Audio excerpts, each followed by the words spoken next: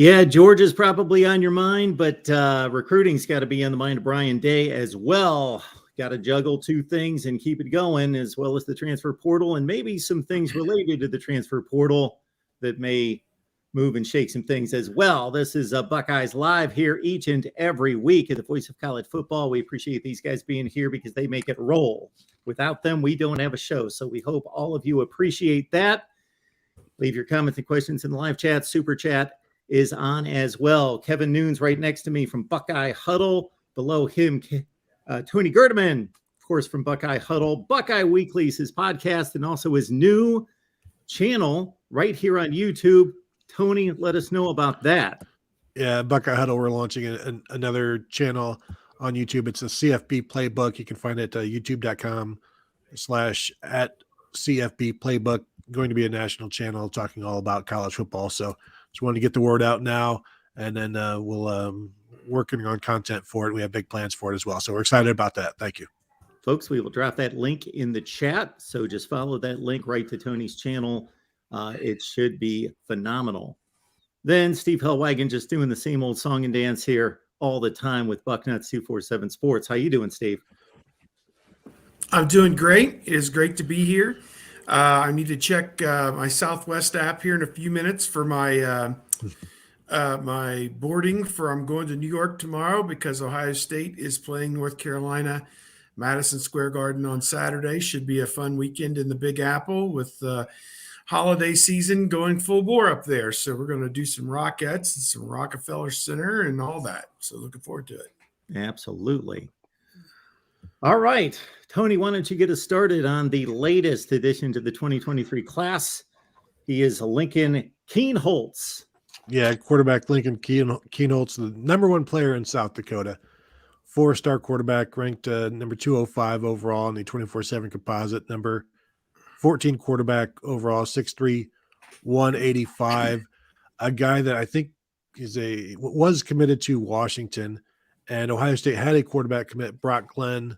And at some point in all of this, they saw Lincoln Kienholz and were like, hey, he's pretty good. And Brock Glenn and Ohio State, kind of a mutual parting of the ways there because Ohio State wanted to throw all their eggs in the Kienholz basket. And I assume before they let Brock Glenn go that they knew that Kienholz is going to come their way because that's how these things work. But he's an athletic guy. He's a 3-sport star, plays baseball, plays basketball, can run the ball as well, which I know Buckeye fans would love to hear. I think he's rushed for 1,500 yards this season, rushed for like 1,100 or 1,200 yards last season. So he's an athletic guy. The competition of football that he plays in, I mean, it's South Dakota, so it is what it is, but the tools are there that they like. And to let a commit go tells you how much they like this guy. And so we'll see how it goes. And, Ohio State, Ryan Day, Corey Dennis, usually pretty good at picking quarterbacks. Yeah, I'll just throw in my 2 cents on it. That sounds like he's a very athletic player, kind of fits what they're looking for. And you had to have a quarterback in this class. You've got one in each of the last 2 classes with Kyle McCord and Devin Brown. And you really need to have 3 on scholarship at the very least. And I don't want to say he's just a throw-in or anything like that. He may turn out to be the best of the group, may be the guy for the future. You never know till you get him in here and work with him directly. But certainly with Dylan Raiola also kind of in the fold for the following year, 2024, it was important to fill this gap. Only the coaches know what they have at quarterback. They're the only ones who've really seen Kyle McCord and Devin Brown work. So they're the only ones who know exactly whether or not one or either of them could be starters for the Buckeyes going forward and have them in a national championship picture going forward. So, there's a lot of talk. Maybe they would go out and find somebody in the transfer portal, Emory Jones, who 6 years later could end up at Ohio State. I'm just joking when I say that, but I think that there are going to be quarterbacks in the portal that could be enticing as a 1-year stopgap if they're not convinced that Devin Brown or Kyle McCord are that guy for next year. But I've seen nothing to indicate yet that they're not going to give those guys a shot at it next year. Yeah, you definitely want to try and have 4 quarterbacks if at all possible, just so you have, each quarterback has somebody to throw it to at the same time. Even numbers are great. Tony is dead on. The competition in South Dakota is suspect, but Lincoln Keenholz is somebody who has been able to excel in that state. Prolific passer. Not only did he rush for like close to 1,500 yards, but I think it was 24 touchdowns during his senior season as he led his high school in Pierre, South Dakota. I was going back to some old elementary school geography lessons at that point, to a state championship. But I wonder how many high schools there are in each classification in the state of South Dakota. I know when I lived in New Hampshire, you didn't have to go through a gauntlet. I'll just say that to get to the state championship game, just based on the number of high schools there. But he is more of that dual threat quarterback, a little bit more of a runner like Devin Brown than where Kyle McCord is. I mean, it'll be interesting to see what the quarterback competition looks like. Do they go in? Do they find themselves a portal quarterback, somebody that maybe is somebody who can come in and be the mentor to everybody, somebody who can maybe be the number 2 guy? I don't know at this point, but I think that it was really important. People will say, well, don't force the position. Don't just take somebody to take somebody. You have to take a quarterback every year. And there are going to be years where you may have to take 2, and that's just based on portal, because everybody thinks that portal decisions are one way. It's a program telling a kid, maybe you should look for greener pastures. Well, I can assure you, sometimes it goes in the opposite direction, and a kid who's very much in the plans is like, I'm sick of waiting, or I don't like this, and I don't like that, and I'm out of here. So you need to make sure that you always have numbers and that you always have some irons in the fire. Steve, as soon as you brought up Emory Jones, I'm sure any Ohio State fans that are disengaged from national college football were maybe excited because they were excited 4 years ago. But if they've been keeping track of Florida and Arizona State football, no, shudder the thought. Yeah, I don't think that's going to happen. And wasn't he committed to Michigan State, Ohio State, Florida, all these places, and Georgia? I don't know. I lost track, but he'll be on to his 7th or 8th school, it sounds like, next year. So, whatever. This is the way it is in college football these days. Ohio State seems to, by comparison to a lot of these places, have a lot of stability right now. And so, I guess just be happy that you have that, I suppose, and you have a chance here in the playoff to try and win something big this year. So that's kind of the cool thing, I guess. I think you guys were combining DeJuan Mathis and their Mark, and I will mention Mathis. They're the same guy. You're right. 14 of 30 passing for 125 yards in his 3rd year at Temple, but in college. This is to mention DeJuan Mathis, Jack Miller getting the start for Florida in the bowl game. I think I remember being at Ohio State's Friday Night Lights the night they got the commitment from Jack Miller. DeJuan Mathis making a secret official visit that same night as he was currently committed to Michigan State. So much drama, so much subterfuge, and look where we are now based on those 2 players and all of the drama that they brought to Ohio State. But that's the fun of recruiting, and it's a reminder that you don't need to get so worked up about it, but also it's still fun. Definitely get worked up about it. Definitely get worked up about it. We need views. Get worked up about it. So your point, Tony, because my point about Emory Jones was sporadic and mistake-prone career at Arizona State and Florida. Your point was he never committed to Georgia. I was thinking DeJuan Mathis. Right. Yes. Yeah. Okay. Yes. Okay. Gotcha. Well, Kevin, the high school level of play in Florida is not suspect, and Jeremiah Smith lined up against some pretty good competition, I would guess. Absolutely. He's at Shabbat which is in the highest classification in South Florida, probably in one of the best, divisions, leagues, whatever you have in America. And, he's a 6'3", 200-pound wide receiver who class of 2024, number 2 player overall in the nation, according to multiple rankings out there, commits to Ohio State. This one was always a matter of when, more so than if. Miami took a shot. I mean, obviously, Miami is going to be a constant nuisance down there as it tries to splash NIL cash. But the relationship that Jeremiah Smith has had with Brian Hartline, Keenan Bailey, the Ohio State coaching staff has been just really the difference maker at this point. He is somebody who will play at about 220, 225 pounds at the next level. He's big and fast and has a gigantic catch radius and has all the ball skills. He's able to make big plays. Some players are great in the first quarter, the second quarter. Jeremiah Smith is somebody who's big in the fourth quarter. I mean, he's just a dude.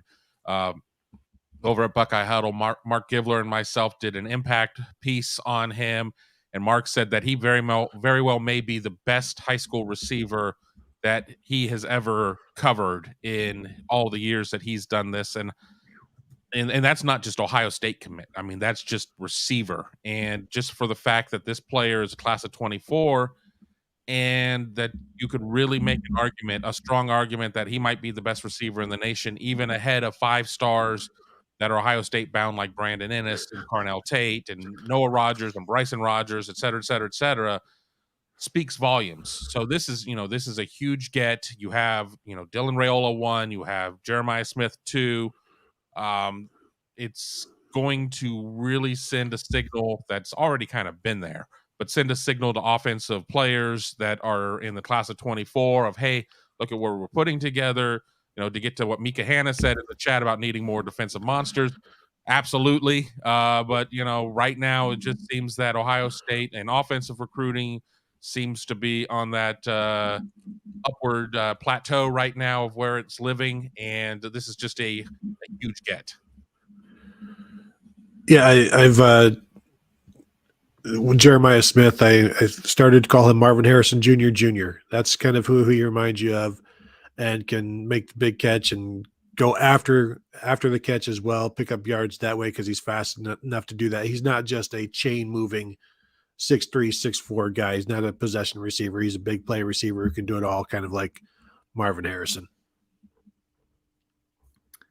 All right. Yeah, I think you got to be excited that the rich just keep getting richer here with these offensive skill position players. And, they took 4 wide receivers last year, got 2 or 3 of them in this class for 2023 as well. And now this guy lined up for 2024. So, the names, we know them right now, Harrison, Egbuka, Fleming, but, probably after next year, they're all going to be gone, and it'll be on to the next wave of big-time playmakers. And they really didn't dip into that youth that they had this year at all. I did a story about the freshmen who got to play, and there was very little playing time for that group of Burton, Brown, Grays, and the other freshman, Kojo Antwi, I think. So there were 4 of them.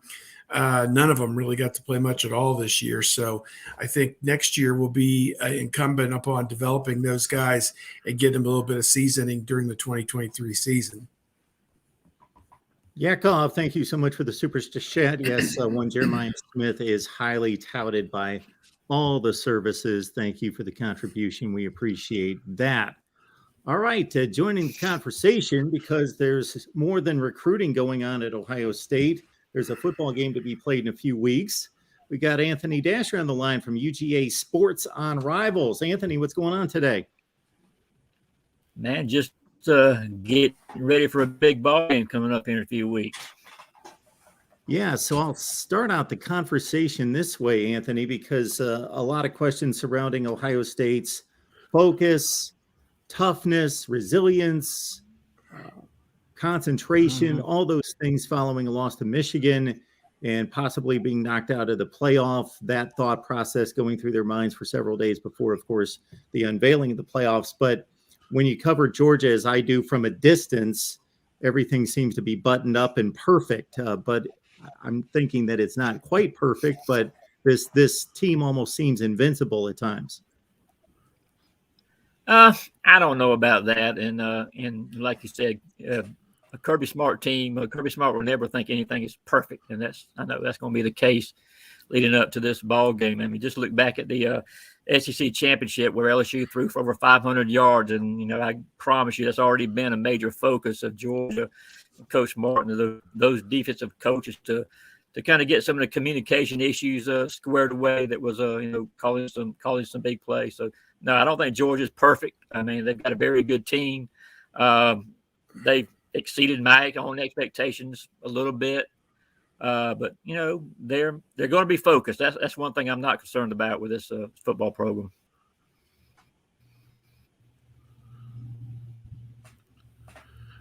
And then I'm wondering, seeing some talks about the injuries that Georgia is going through right now.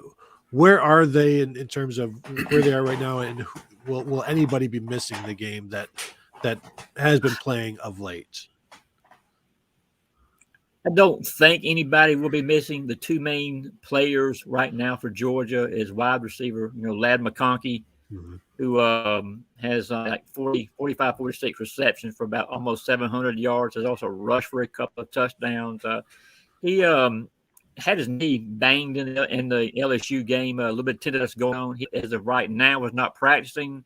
He's been off to the side, getting ready. But we're 16 days before the game. I fully expect he'll be good to go. He's a tough kid. And also right tackle, Warren McClendon, kind of the same deal, kind of had a low-grade MCL sprain that knocked him out of the LSU game.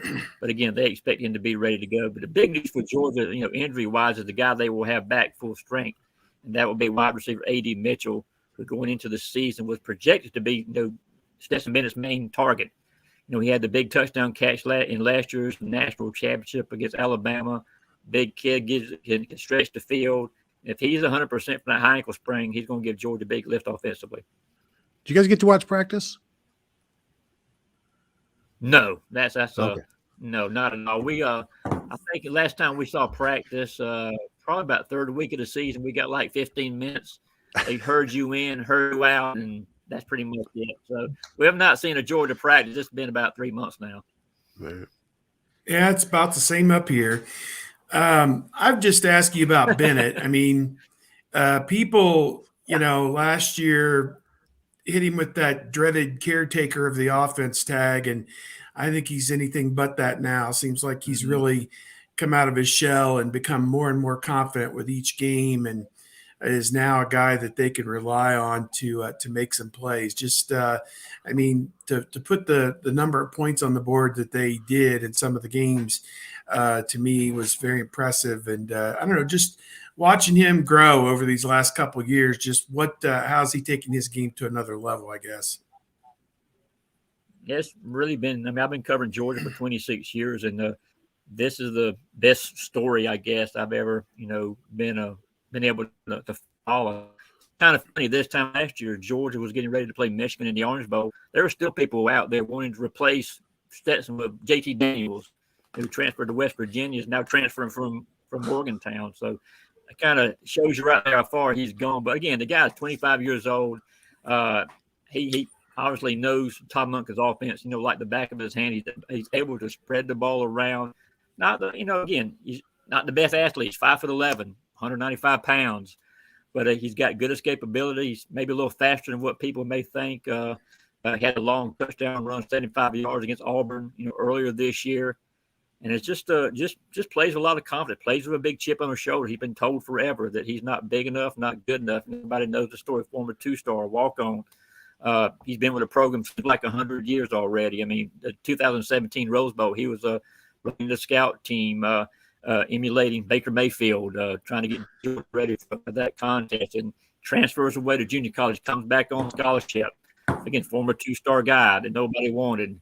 To where he is right now. Even Georgia's own fans, even though I think to a point this year, we're still kind of questioning whether he could kind of do it again. But all he does is, earns enough respect to get a trip to New York City for the Heisman ceremony. So, yeah, it's a great story. And Georgia would definitely not be this without him.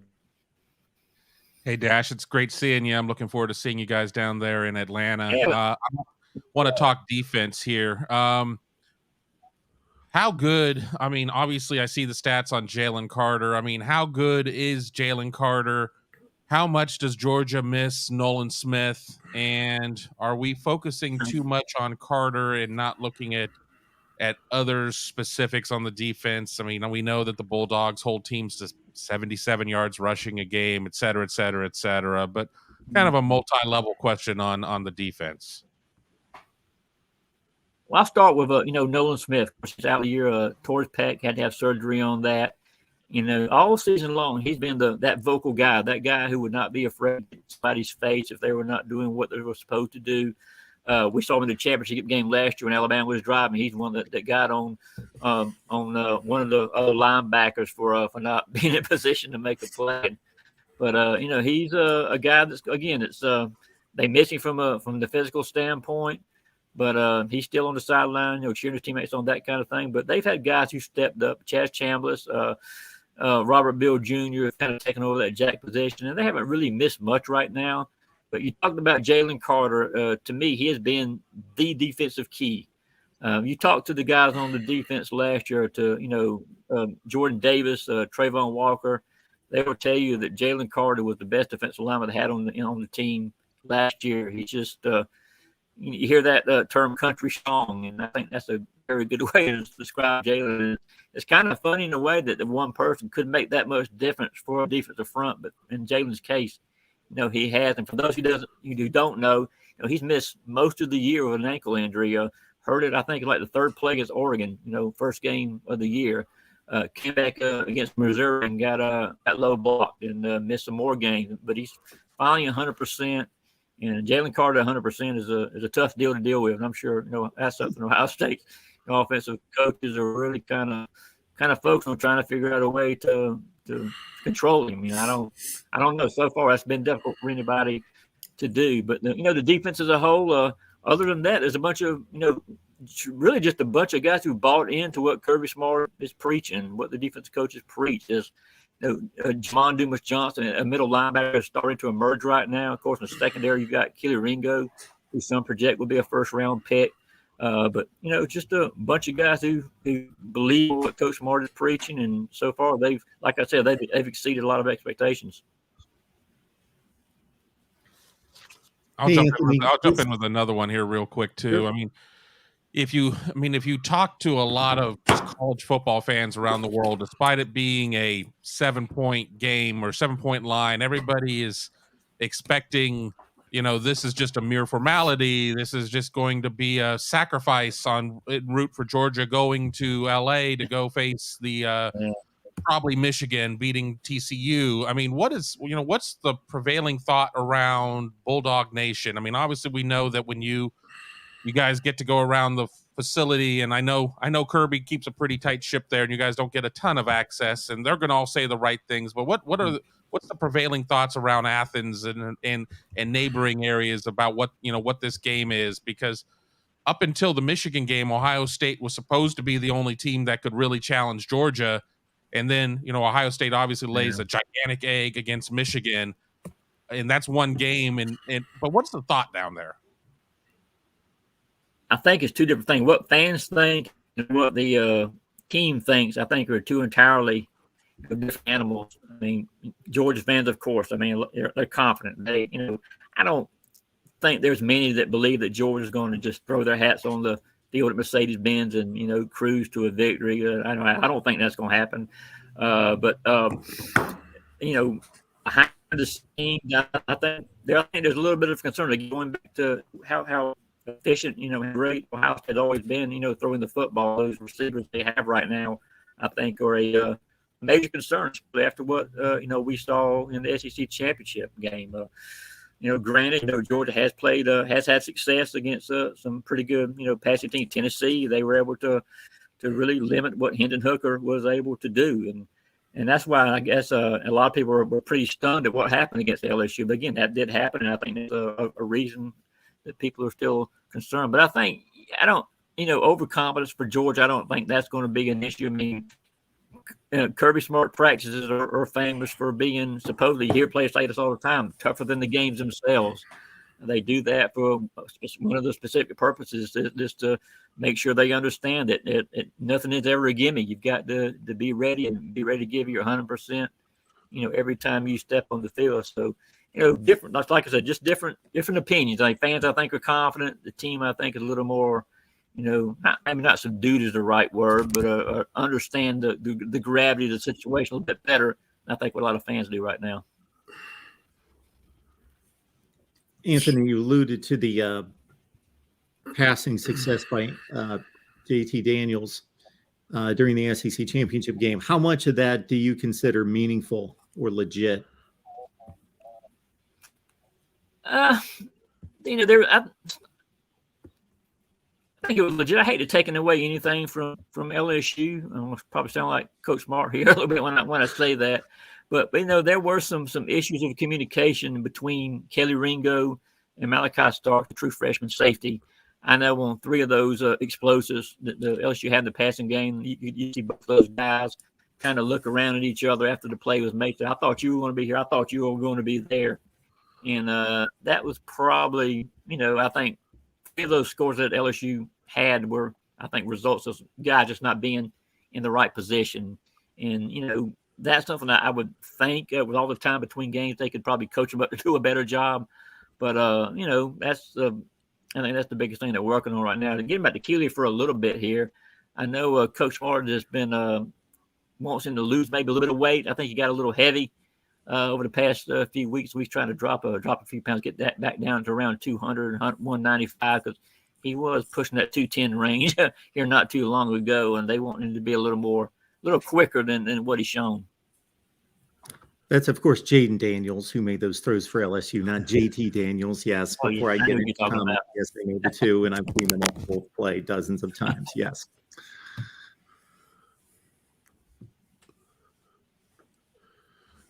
I think the Keely Ringo thing is interesting because he looks like a safety verging on a linebacker in a couple of games that I've seen so far this year.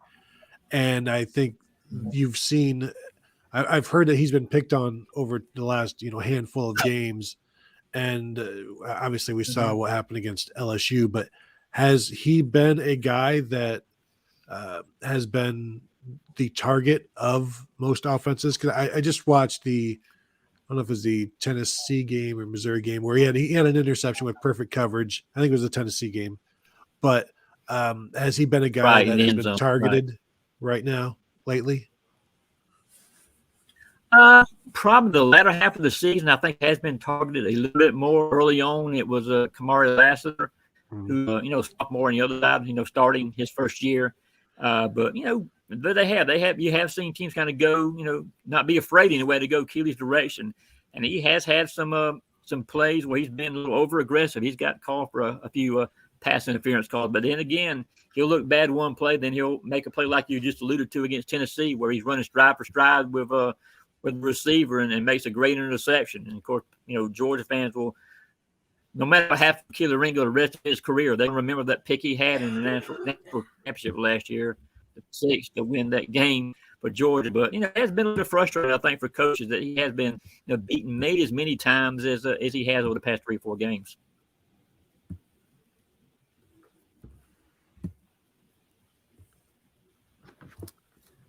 Anthony, what would you have to say for folks out there that think that this is just a tight end driven passing attack and there's not much to worry about on the outside?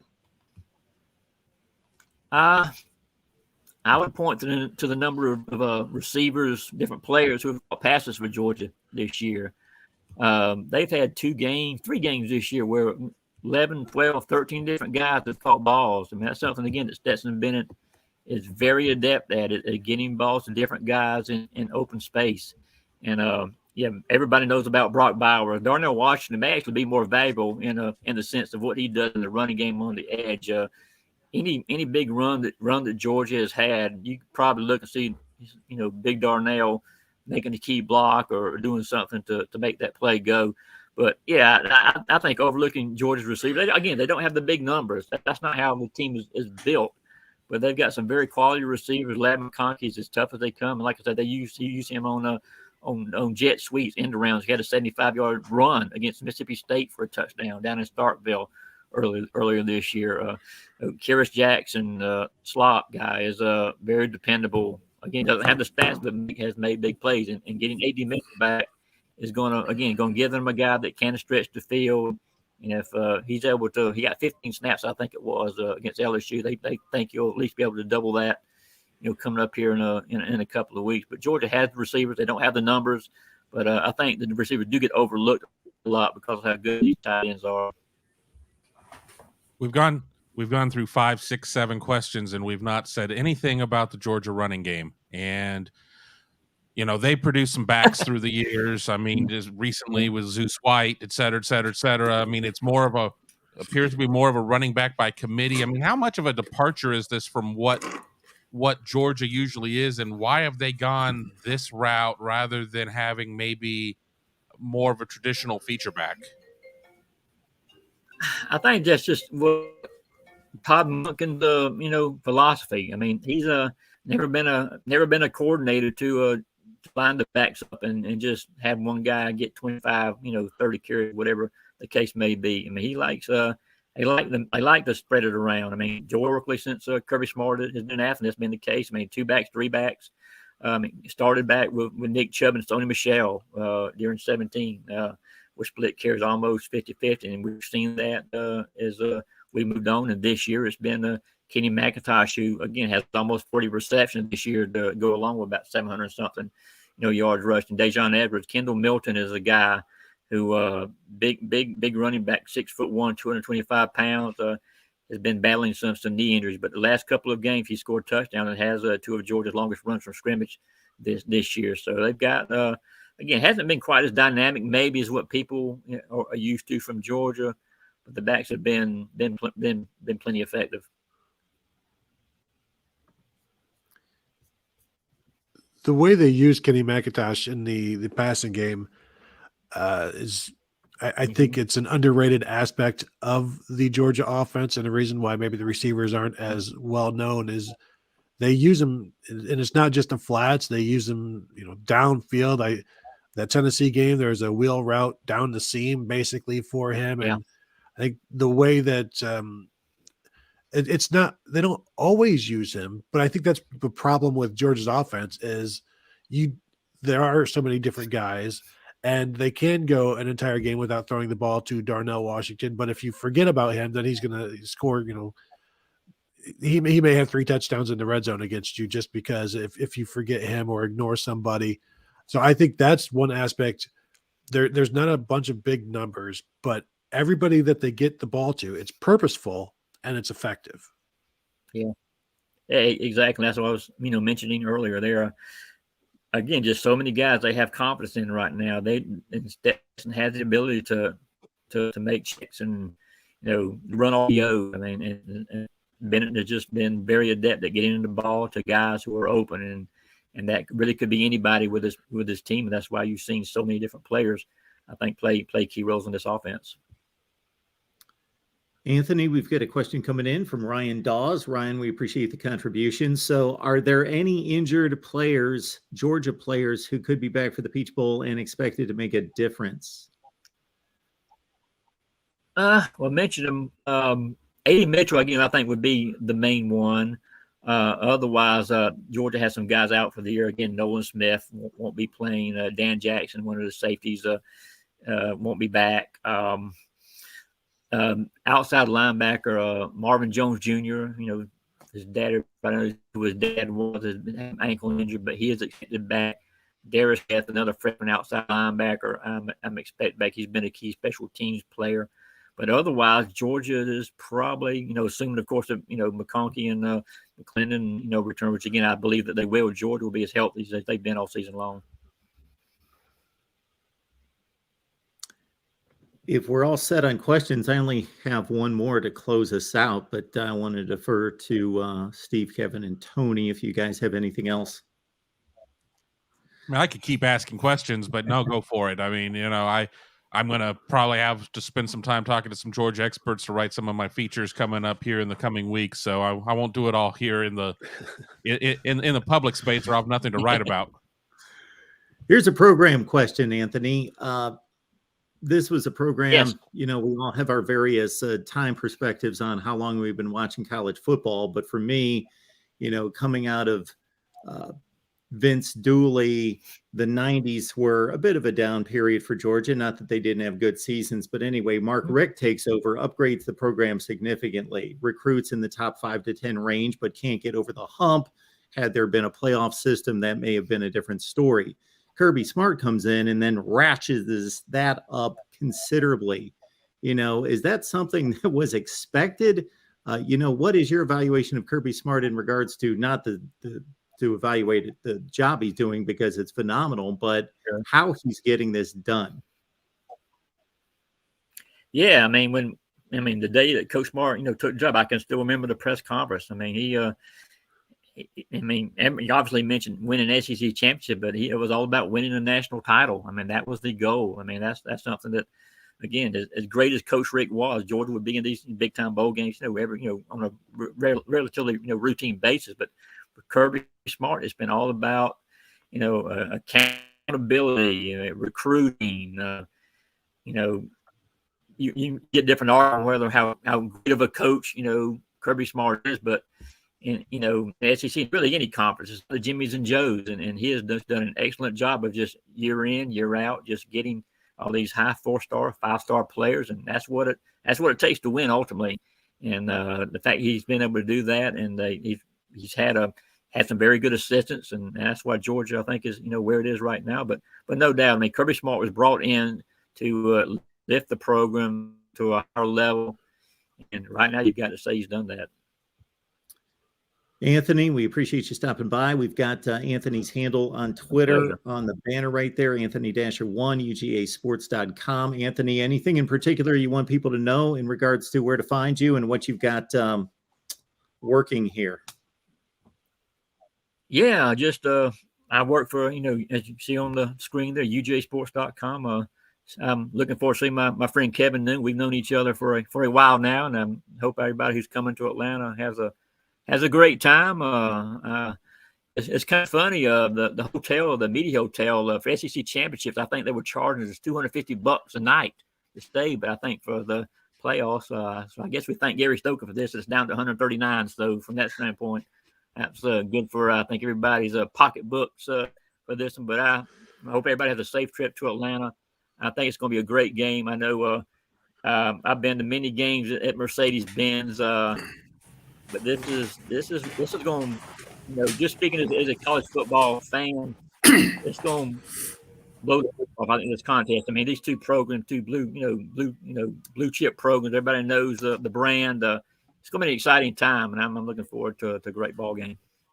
Hey, Anthony, just real quick, I'll just ask what Ohio State fans need to do day of game or surrounding the game, the stadium, to really enjoy the full aspect of it. What in your mind are must-dos for the Ohio State people coming?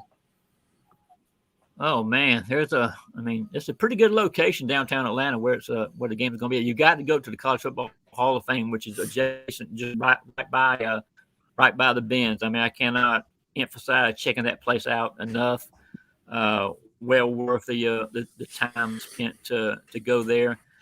Restaurants, man, I can name you any number of places that I would encourage people to go out and check. And I know before the game, they've got the Home Depot tailgate, which again right across the street from the stadium. I know they're really kind of pumping that, for a place for fans to hang out before the game, and should be I know they're going to have the two different team walks will be held there, so Buckeye fans can come out and cheer on their team as they head into the stadium. But again, I think the people always does a great job with this contest, and they make the fans feel welcome, and I think Ohio State fans have a great time. Good deal. Anthony, we appreciate you stopping by. Thank you so much for dropping your knowledge and being here, and catch everyone Anthony's work there on UGAsports.com. Appreciate it, Anthony. See you guys in Atlanta. See you, Dash. Yes, sir. All right, great stuff there to get the Georgia perspective. Absolutely. And did I read something here in the last couple of days that they've expanded the seating at Mercedes-Benz to accommodate Ohio State fans? Oh, I don't know if it's just to accommodate Ohio State fans. I think Ohio State's going to be outnumbered 3-1. But yeah, Gary Stokan was in Columbus Tuesday, made the official invitation to Ohio State, Gene Smith, Ryan Day, to attend the Peach Bowl.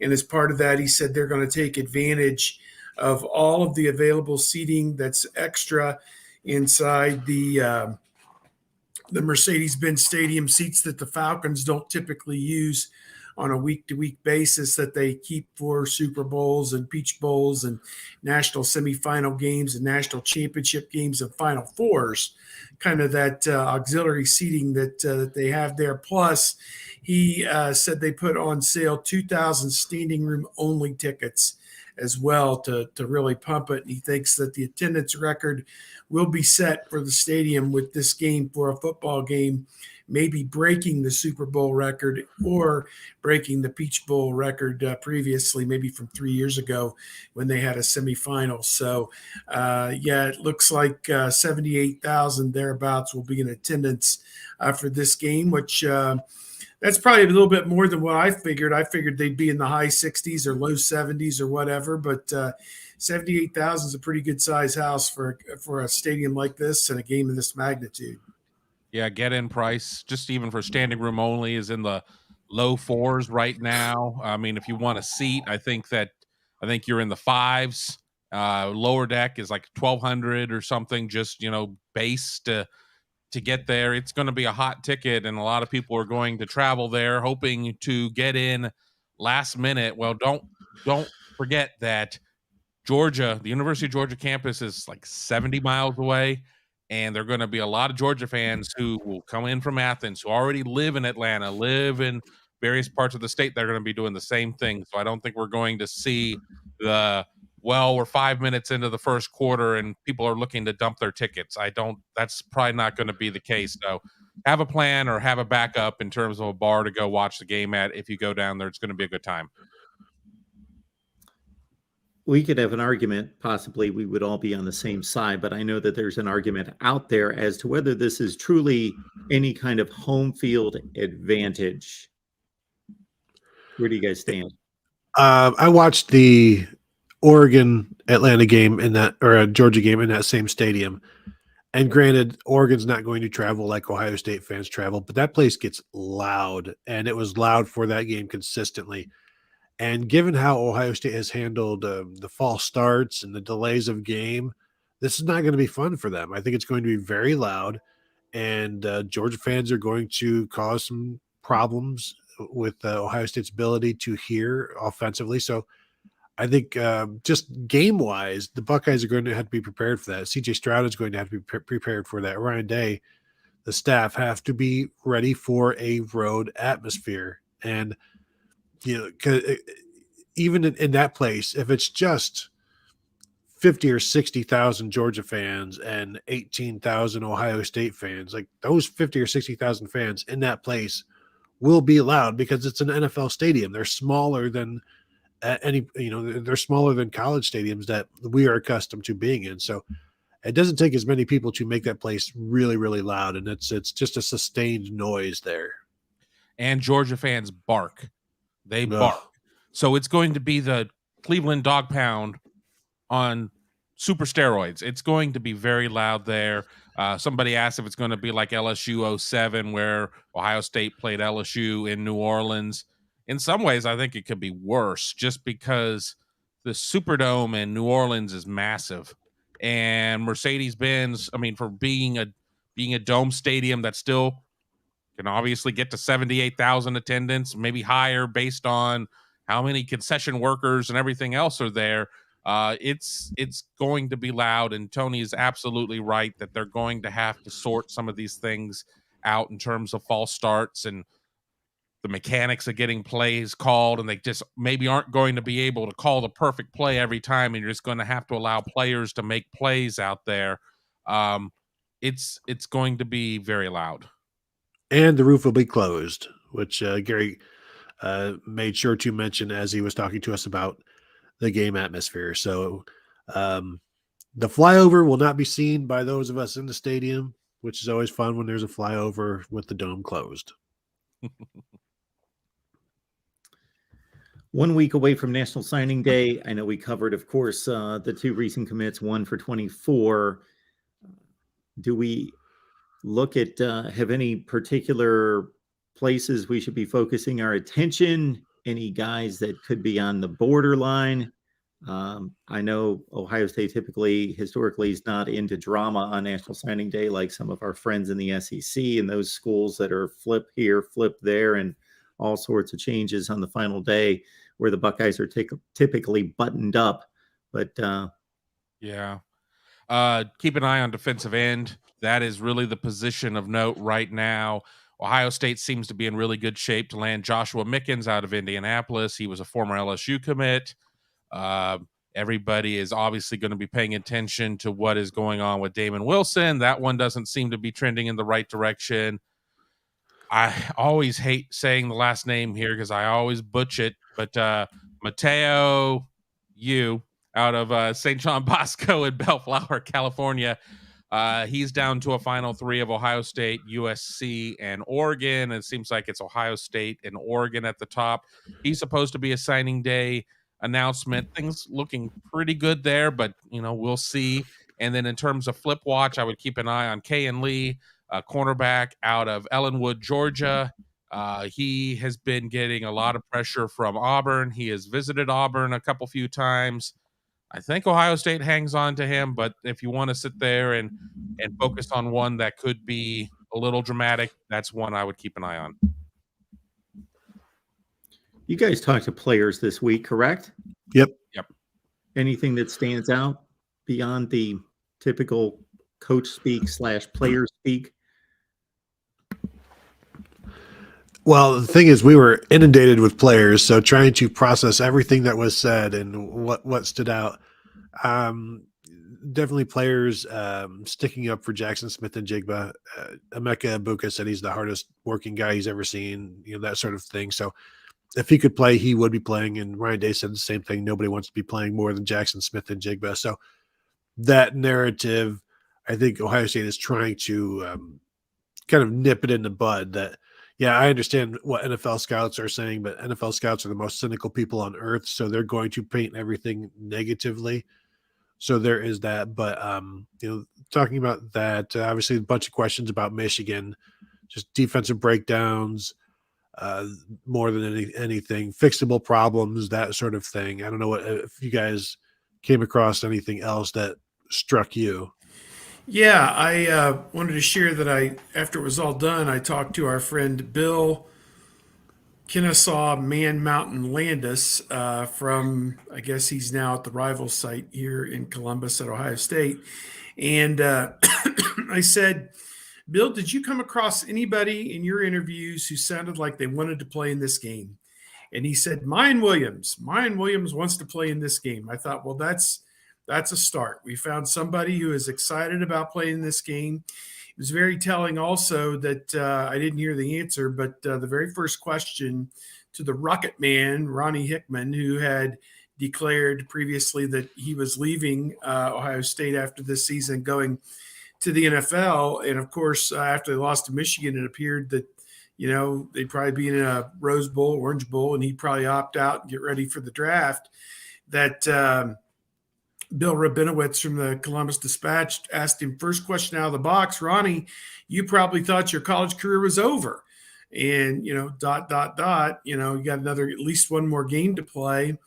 And, asked him about how difficult it was to, quote, opt back in, end quote. And, to me, those are very real questions. As I think we've touched on in a couple shows here, I had 6 or 7 guys who probably wouldn't have played in a bowl game.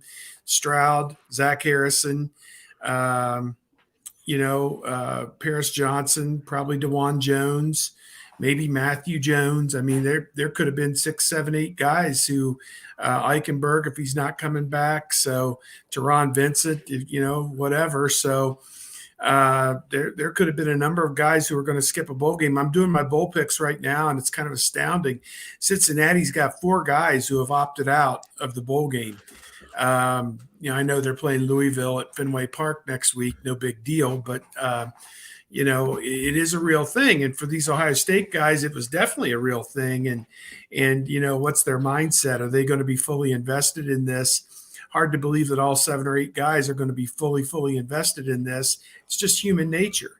And this is 2022, and everybody's looking out for number 1 right now and not really worried about winning one for Old State U. So I know that that's blasphemy in the eyes of Ben and Becky Buckeye fan from Bexley, but it is it's where we're at. It's 2022, and it's a business decision for all these guys, and that's kind of the lay of the land right now. So I want to see how serious these guys really are. I'm going to sift through a lot of the comments and try and identify if I can.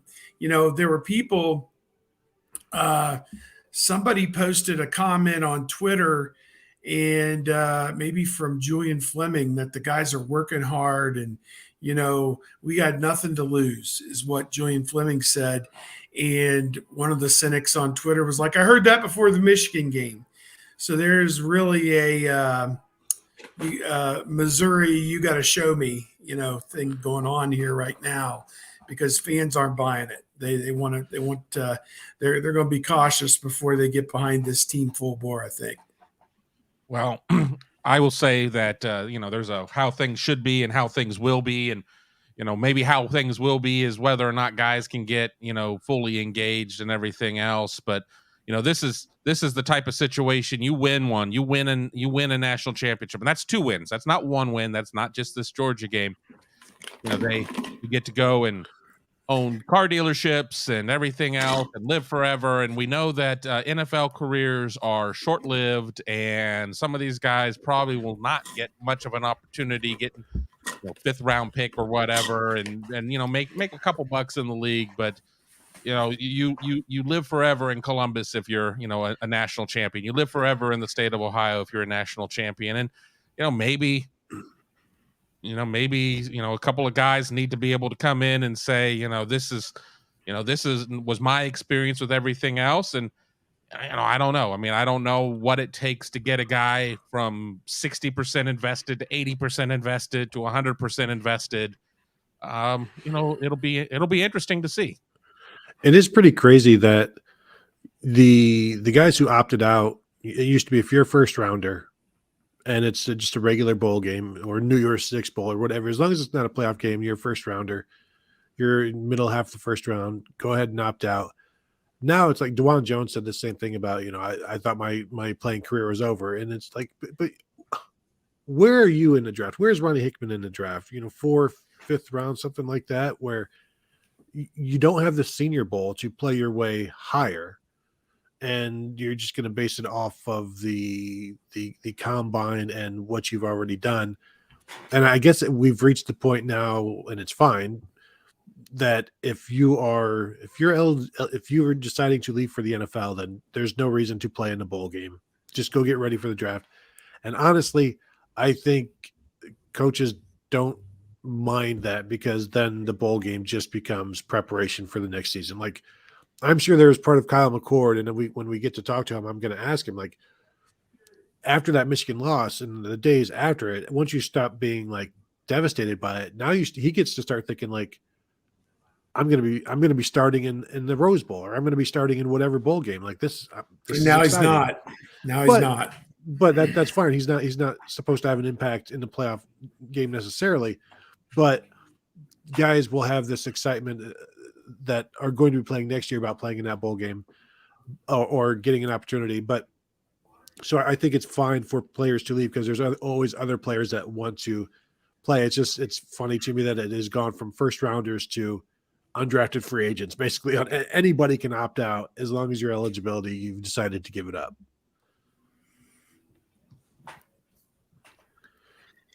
This NIL business that's being circulated in regards to what Ohio State's able to pay, what they have prepared for versus what the competition is willing and capable of paying out. how much, and I don't expect you guys to have the answers because there's so much that has to be unveiled and will never be unveiled except for to tax accountants. So, where do we think we stand on Ohio State's ability to compete? Where does the truth lie for as much as you can possibly grasp at this point? I think if Buckeye fans want their recruits to start getting paid, just look at what's going on at Texas A&M. And now they've got 20-some players in the portal. But yeah, hey, again, they got a commitment from the number 1 running back in the 2023 class. That's great. Let's see where he's playing next year. Let's see where he's playing in 2025. Because just to pay a player to come to your school, you also then have to pay a player to keep them at your school. And and if Damon Wilson, and there's been rumors about Damon Wilson going to Georgia for like $1.5 million or whatever. If you have to pay somebody $1.5 million to come to your school, that is the surest way to ruin your locker room and ruin your culture. And so and that's been my stance all along with this NIL stuff. And there is so much fear. Everybody pointing at Texas A&M, what they're doing. They're going to ruin the college game by doing what they're doing. The only thing they're ruining is Texas A&M. And so if they want to ruin themselves, go for it. If you want to buy into this, Miami can go and buy a bunch of recruits. The surest way to know that I will never see you again is for you to go to Miami, and you will just drift off into the sunset as a college football player, and your existence there will be 3 years, 4 years, 5 years of wondering what would have been if you had gone somewhere else.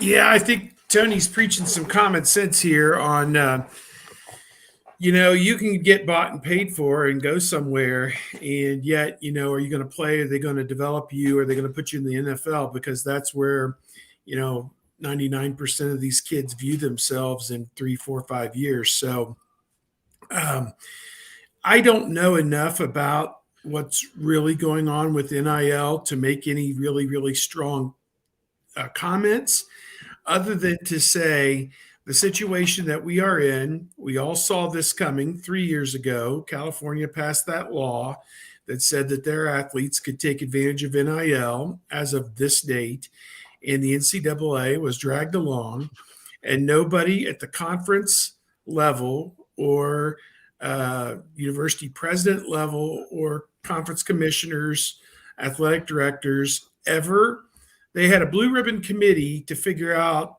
that they needed to go from a 4-team playoff to in complete like cut off from the world. They came out of left field with this cockamamie 12-team playoff that nobody had been discussing. They solved that issue quietly and, in the dark of night. That 5 or 6, 10, 12 person blue ribbon panel solved that one, which was a problem that really pales in comparison to this other problem that is, in a sense, revolutionizing and ruining the industry and the sport. And no one ever took it on. I say this again, Mike Krzyzewski, 2 years ago, I was listening to his thing on Sirius. He says, we don't have leadership at a college athletics macro level. We don't have anybody. The NCAA, the figurehead, the guy wearing the suit, whoever he is, he's heading out. He's done. He wasn't any good anyway, from what everybody says about him. But that's really not his job. It's the athletic directors, the conference commissioners, and the presidents that need to put the rules in place to govern NIL, and no one's ever thought to do that. So it is the Wild West, truly. And some schools are taking full advantage of this and buying recruits. And some schools are saying, no, we're going to wait and see what the NCAA comes up with. Can we really buy high school players? We don't know that we can by our understanding of what the legislation is. So they're taking a back seat on it. Is Ohio State's NIL pay for the rank and file player competitive with Illinois or Michigan or Alabama? I don't know. I honestly don't know, because, Gene Smith comes out with this nebulous, we need you all to give often to NIL causes. But, Gene also has to talk out of the other side of Gene's mouth and raise millions and millions of dollars to pay coaches' salaries, athletic scholarships, send the lacrosse team to UCLA, all this other stupid BS, maintain 36 sports, that, he's kind of competing with himself, trying to raise money for the football athletes while also raise donations for the, the 36 sports and the 500 and some full-time employees they have. So, it's a mess right now, as our friend Tim May, just 17, 18 more questions from Letterman Rowe, formerly the Dispatch, said to me the other day. Hopefully in 3 or 4 years, we'll all come out of this, and the industry will be better for it once it all shakes out. But right now, it's a Wild West total mess, in my opinion. Absolutely. All right, guys, appreciate you being here. As always, want to highlight what you guys do on a daily basis, because they're only here for 1 hour a week, and we should appreciate that for sure. But they're grinding for a zillion hours a week at their respective platforms. So, Kevin, what do you got going? Yeah, really at this point, getting ready for upcoming National Signing Day in less than a week. Going to be getting a lot of stuff ready for that, and covering a little football game that is coming up. With the Peach Bowl, I'm starting to get my tail of the tape stories ready, but don't expect to see them until a little bit closer to kickoff. And you can, of course, find me at youtube.com/Buckeye Huddle on the Big Me Kickoff podcast. Tony. Yeah, you can also find me at BuckeyeHuddle.com, Buckeye Huddle, the Buckeye Weekly podcast as well. Dropping an episode today. We've got a couple of listener questions episodes that will drop today and tomorrow. Today, talking about covering losses in terms of media covering losses, talking about what's wrong with the defense in terms of the talent level there, what the running back room will look like next year. Good luck guessing that one. And, some Dallin Hayden talk, some projections, and some CJ Stroud talk. So that's what we've got coming for today. And of course, we just talked to 21 players yesterday, so we'll be cranking out some written content based on that as well. Somehow. Check out Tony's new venture as well, right here on YouTube, College Football Playbook. We just dropped the link back in the chat, and maybe Tony can give me some pointers on doing a college football national channel. Steve.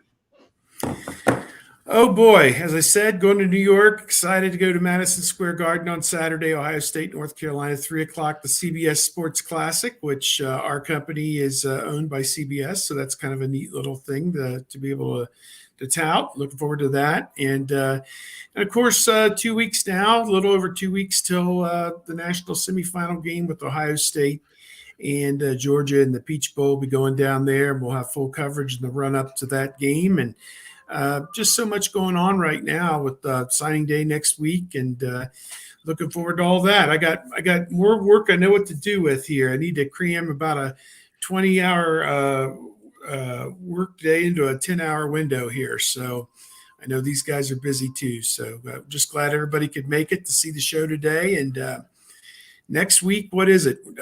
Wednesday. Hopefully that'll be a good day next week, and we can get back on our regular day of Wednesday.